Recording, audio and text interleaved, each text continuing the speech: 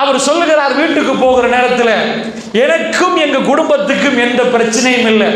உங்க வீட்டுக்கு நான் வந்தது என்ன தெரியுமா? பெருமானார் சொன்னார்கள், சொர்க்கவாசியை பார்க்கணுமான்னு உங்களை காட்டினார்கள். எனக்குள்ள சொர்க்கவாசி என்று ரசூலுல்லாஹ் உங்களை சொன்னாங்களே, நீங்க என்னதான் அப்படி செய்கிறீங்க என்று பார்க்கணும் என்று எனக்கு தோணுச்சு. எனக்கு அதை பின்தொடர நான் விரும்பினேன். அதனால் உங்கள் வீட்டுக்குள் வந்து நான் பார்த்தேன், நீங்க என்ன பண்றீங்கன்னு பார்த்தேன்.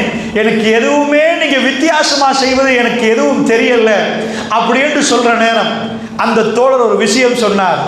அதாவது அவர் என்ன சொன்னார் என்றா, எனக்கு நானும் அப்படி பெருசாக எதுவும் வளமையா எல்லாரும் தொழுகிற மாதிரி தொழுவாங்க, இரவு தொழுகைலாம் சஹாபாக்கள் வளமையா தொழுகிறது தான், அந்த மாதிரி தான் அவர் செய்கிறார். ஆனால் என் கல்வியில் ஒன்று எனக்கு தோணுது. நான் நினைக்கிறேன், நான் எந்த முஸ்லிமை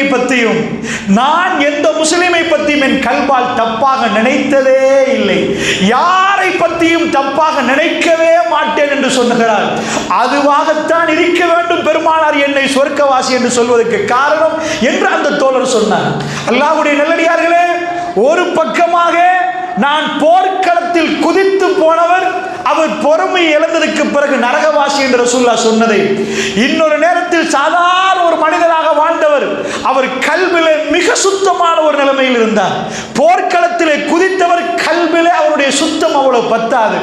ஆனால் அவர் வீட்டுக்கு போய் பள்ளிவாசலுக்கு சாதாரணமாக வந்து போகக்கூடியவருடைய கல்வி மிகவும் சுத்தமாக இருந்தது. அல்லாஹ் ரப்புல் இஸ்ஸத் கல்வை பார்க்கிறான். அல்லாஹ்வுடைய நல்லடியார்களே, நம்முடைய தோற்றம் இந்த உலகத்துக்கு வேண்டுமானால் நாம் மிக பெரும் தக்வாதாரிகள் போன்று நம்மளை காட்டலாம்.